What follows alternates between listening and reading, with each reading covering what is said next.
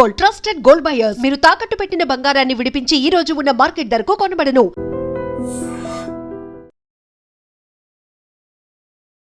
Welcome to iDream. ఈ రోజు మనతో పాటు surgical gastro enterologist doctor Prasad నీలం గారు ఉన్నారు. మాట్లాడదాం. నమస్తే అండి, వెల్కమ్ టు అవర్ షో. నమస్కారం అండి.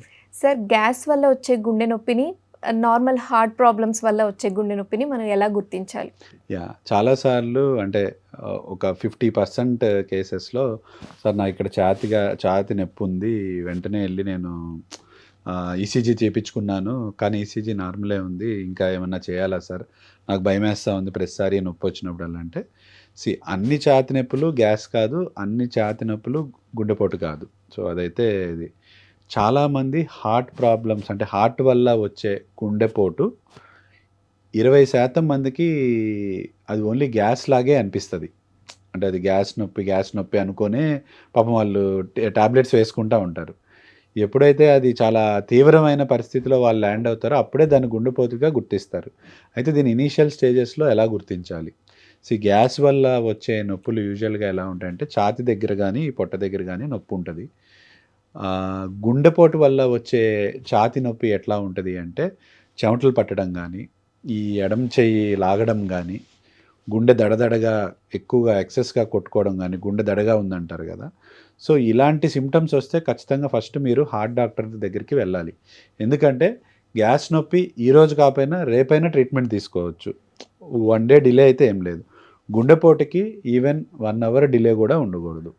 సో ఖచ్చితంగా మీకు ఇటువంటి సిమ్టమ్స్తో పాటు గ్యాస్ నొప్పి వచ్చింది అంటే డెఫినెట్గా మీరు మీ దగ్గరున్న కార్డియాలజిస్ట్ని కన్సల్ట్ చేయాలి.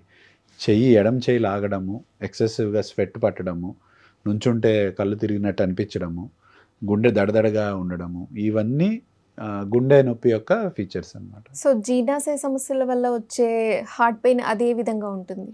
జీర్ణాశయ వల్ల వచ్చే heart pain most of the times అది రిఫ్లెక్స్ అండి. అంటే రిఫ్లెక్స్ అంటాం అంటే ఏంటంటే అన్నము వెనక్కి రావడం, తిన్నది వెనక్కి రావడం ఇట్లా. సో మనం యూజువల్గా ఏంటంటే, అందుకని నేను అందరికీ చెప్తా ఉంటాను, ఫుడ్ తినగానే స్టమక్ ఇంత ఉబ్బుతుంది, దాని మీద మళ్ళీ మనం వాటర్ వెంటనే తాగాము, ఇక్కడ ఉండాల్సింది ఇంత అయింది. సో యూజువల్గా ఏంటంటే ఇక్కడ స్పింక్టర్ అనేది ఇట్లా ఉంటుంది అనమాట. అది ఫుడ్ తిన్న వెంటనే క్లోజ్ అయిపోయి ఉంటుంది. కానీ ఏం చేస్తాం మనం, ఫుడ్ తిని మళ్ళీ వెంటనే వాటర్ తాగి ఎక్సెస్ తాగితే అది వెనక్కి ఇట్లా నెట్టేస్తుంది అనమాట. ఇది ఓపెన్ అయిపోతుంది. అప్పుడు వెనక్కి ఇట్లా రిఫ్లెక్స్ లాగా వస్తుంది. అందుకని ఏంటంటే తిన్న వెంటనే మంచినీళ్ళు తీసుకోకూడదు. అట్లీస్ట్ మనం ఒక 1/2 అవర్ గ్యాప్ ఇస్తే, ఎస్పెషల్లీ ఈ సమస్య ఉన్నోళ్ళు, గ్యాస్ట్రిక్ సమస్యను ఉన్నోళ్ళు వెంటనే తీసుకుంటే ఏమైందంటే అది వెనక్కి ఇట్లా రిఫ్లెక్స్ రూపంలో వస్తుంది. మధ్యలో కూడా తాగుతూ ఉంటారు కదా కొంతమంది, మధ్యలో కూడా తాగుతూ ఉంటారు. అంటే జస్ట్ మనకి అన్నం లోపలికి వెళ్ళడానికి కొంచెం నీళ్ళు తాగొచ్చు, కానీ మెజారిటీ ఆఫ్ ద టైమ్స్ ఒక 1/2 అవర్ గ్యాప్ ఇచ్చి తీసుకుంటే చాలా మంచిది అనమాట. ఇంకొకటి మనం ఇట్లా ఫ్లాట్గా తిన్న వెంటనే చాలామంది ఫ్లాట్గా పడుకుంటారు. అప్పుడు కూడా అంతే, ఆ పొట్ట కంప్రెషన్ వల్ల ఏవైతేనే మళ్ళీ రిఫ్లెక్స్ వస్తుంది అనమాట. సో రిఫ్లెక్స్ వచ్చినప్పుడు ఇక్కడ ఛాతి దగ్గర కొంచెం మంటలాగా ఇవన్నీ వెంటనే గ్యాస్ ట్యాబ్లెట్ వేసుకున్నా లేకపోతే సిరప్ తాగినా వెంటనే రిలీఫ్ ఇస్తుంది. రిలీఫ్ ఇచ్చింది అంటే అది హార్ట్కి సంబంధించింది కాదు అన్నట్టు అర్థం. ఇది జీర్ణాశయానికి సంబంధించింది అన్నట్టు అర్థం. సో వాళ్ళు కొన్ని మాడిఫికేషన్స్ చేసుకోవాలి. తిన్న వెంటనే ఎక్కువ వాటర్ తాగకుండా లెఫ్ట్ సైడ్ తిరిగి, అంటే ఒక పక్క తిరిగి పడుకోవడం, లెఫ్ట్ సైడ్ తిరిగి పడుకోవడం, ఫ్లాట్గా పడుకోకుండా అట్లీస్ట్ ఒక 2 దిండులు ఎత్తి పెట్టుకోవడం, ఇట్లాంటివి చేస్తే, అంటే తిన్న వెంటనే పడుకోకుండా అట్లీస్ట్ ఒక 2-3 అవర్స్ గ్యాప్ ఇవ్వడం, 8 లోపలే తినేయడం. సో ఇట్లాంటి మాడిఫికేషన్స్ చేసుకుంటే ఈ సమస్యలు చాలా వరకు తగ్గుతాయి. సరే, అసలు ప్రస్తుత కాలంలో ఈ జీర్ణాశయ సమస్యలు ఎందుకు ఎక్కువగా వస్తున్నాయి? ప్రస్తుత కాలంలో జీర్ణాశయ సమస్యలు అంటే ఫస్ట్ థింగ్ ఏంటంటే food adulteration and excess availability of food. So మనం ఇంతకుముందు ఏదన్నా మనం ఫుడ్ తెచ్చుకోవాలంటే ఒక 5-6 కిలోమీటర్లు ట్రావెల్ చేసి తెచ్చుకోవాలి. ఇప్పుడు ఈ మొత్తం కమర్షియల్ యాప్స్ అన్నీ వచ్చాయి. ఫుడ్ మనం ఆర్డర్ పెట్టిన 10 నిమిషాలకి, పావు గంటకి మన ముందు ఉంటుంది. సో దానివల్ల కన్జప్షన్ అనేది చాలా పెరిగింది, జనాల్లో ఫుడ్ కన్జప్షన్ పెరిగింది. It is leading to obesity, it is leading to different, అంటే ఇప్పుడు మనం చూస్తున్నాం, నేను లేటెస్ట్గానే న్యూస్లో చూసా, ఫుడ్ అడల్టరేషన్ అంటే ఈ హోటల్లో ఈ 2 days ఉన్న మీట్ని పట్టుకున్నాం, ఈ హోటల్లో 2 days 20 days స్టాక్ ఉన్న పన్నీర్ని పట్టుకున్నాం. సో ఇట్లా అంటే it's only not non veg, veg అని కాదు. ఏ ఫుడ్ అయినా మనం ఫ్రెష్గా తినట్లేదు. ఇంతకుముందు ఏంటంటే డైరెక్ట్ పొలం నుంచి కోసుకొని తినేవాళ్ళు. ఇప్పుడు అట్లా లేదు. పొలం నుంచి మన దగ్గరికి రావడానికి ఒక 10 చేతులు మారుతుందనమాట. సో ఈలోపు ఫుడ్ అనేది చాలా అడల్టరేషన్ జరుగుతుంది. సో అట్లాంటి ఫుడ్ కన్జ్యూమ్ చేయడం వల్ల డెఫినెట్లీ ప్రస్తుత కాలంలో గ్యాస్ట్రిక్ సమస్యలు అనేది ఒక 50% అందరికీ ఉంటుంది. అంటే మీరు తీసుకునే ఎవ్రీ ఆల్టర్నేట్ పర్సన్కి మీరు ఒక గ్రూప్లో మీరు మాట్లాడితే అందులో ఒక ఇద్దరికైతే గ్యాస్ట్రిక్ సమస్యలు ఉంటాయన్నమాట. సో దానికి కారణం main adulteration of the food, excess అంటే ఈ ప్రాసెస్డ్ ఫుడ్స్ ఎక్కువగా తినడం వల్ల ఒబిసిటీ. సో ఇవి మెయిన్ కారణాలు. ఓకే, ఈ ఫాస్ట్ ఫుడ్ స్ట్రెస్ వల్ల గట్ హెల్త్ మీద ఎలాంటి ప్రభావం చూపిస్తుంది? అగైన్ మీకు ఇంతకుముందు మనం IBS టాపిక్ మాట్లాడుకున్నాం. దానికి మెయిన్ రీజన్ స్ట్రెస్. అగైన్ మన గట్ హెల్త్ డిస్టర్బ్ అయితేనే యూజువల్గా ఆ టైప్ ఆఫ్ సిమ్టమ్స్ అనేవి వస్తాయి. సో డెఫినెట్లీ ఇప్పుడున్న యంగ్ జనరేషన్స్ స్ట్రెస్ ఫ్యాక్టర్ అనేది చాలా ఇంపాక్ట్ చేస్తుంది గట్ హెల్త్ మీద, గ్యాస్ట్రైటిస్ అంటే గ్యాస్ట్రైటిస్ సమస్యల మీద కానీ అన్నిటి మీద ఈ స్ట్రెస్. అంటే జస్ట్ లైక్ ఇప్పుడు మనం ఒక ఎగ్జామ్కి వెళ్తున్నాం అనుకోండి, ఏమవుతుంది, మోషన్ వచ్చినట్టు కడుపులో తిప్పుతున్నట్టు అవుతుంది కదా. So it's nothing but stress అనమాట. అట్లాగే ఇప్పుడు సేమ్ తినగానే మనకి ఆ స్ట్రెస్ లెవెల్స్ ఎక్కువగా ఉంటే మన బ్రెయిన్లో నుంచి సెన్సార్స్ అనేవి రిలీజ్ అయ్యి, హార్మోన్స్ అనేది రిలీజ్ అయ్యి మోషన్ ఫీలింగ్ అనేది కలగజేస్తుంది అనమాట. సో ఎక్కువ స్ట్రెస్ ఉన్న వాళ్ళకి ఉండే కామన్ సిమ్టమ్ ఇదే.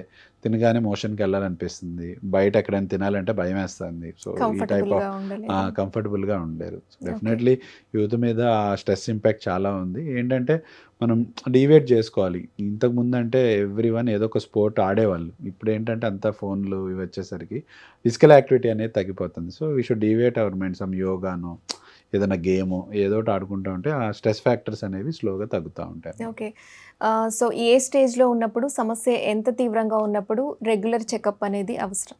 అంటే గట్ హెల్త్ నాకు బాగాలేదు, లేకపోతే నా గట్టు బాగాలేదు అనడానికి ఎప్పుడైతే మీ ఆల్టర్డ్ బౌల్ హ్యాబిట్స్ అంటాం. అంటే ఏంటంటే ఎప్పుడైతే మీ మోషన్ యొక్క స్థితిగతులు మారుతున్నాయో, అంటే మోషన్ కన్సిస్టెన్సీ అంటాం. అంటే మోషన్ లూజ్గా వస్తుంది, టైట్గా వస్తుంది, ఆర్ మోషన్ టైంకి రావట్లేదు, ఆర్ మోషన్ ఎక్కువసార్లు అవుతుంది.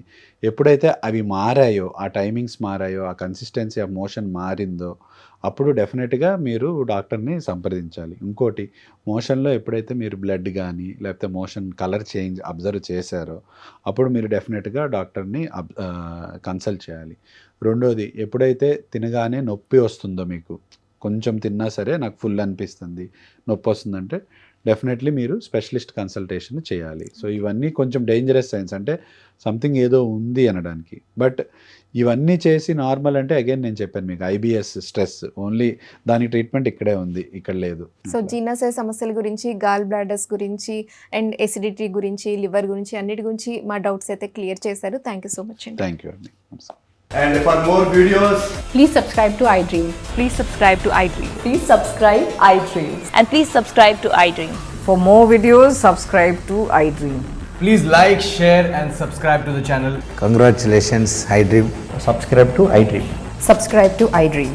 So subscribe to iDream Media. iDream ki iDream team andarki huge congratulations. Please subscribe iDream Media. Please subscribe to iDream. Subscribe iDream. Please subscribe to iDream. iDream అంటే నా కళల ఛానల్ను subscribe చేసుకున్న నోరు తిరుగుతలేదు, మీరైతే గంట గుర్తు కొట్టండి. For more such videos, please subscribe to iDream. Subscribe to iDream. Please subscribe to iDream. Please subscribe iDream Media. Please do subscribe to iDream. Please subscribe to iDream Media. For best entertainment and information, please subscribe iDream. And don't forget to subscribe to iDream.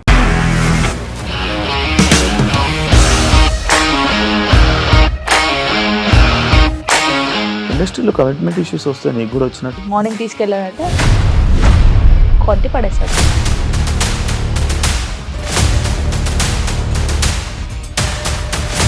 ఒక్కళ్ళు కూడా చూడలేదు ఈ cinema అని చెప్పడానికి కూడా చాలా ధైర్యం కావాలి. అది నిజం కదా, దాంట్లో ధైర్యం ఏంటి? ఇది నెక్స్ట్ డే ప్లేట్ మార్చేస్తే తప్పు కదా. As of now, we are comfortable this అని నేను అనుకుంటున్నాను. రష్మిక గారిది మీది ఒకే ఊరంట కదా. నీకు కోపం వచ్చిందంటే బాగా తిట్టేత్తరా? తిట్టేద్దామండి. నిజంగా గేమ్ ని ఎలా చేంజ్ చేయగలిగారు? APSFC వాళ్ళకి 6 నెలల్లో నేను 6 లక్షలు కట్టా. బిజినెస్ చేయాలనుకుంటే it is as difficult as riding a tiger.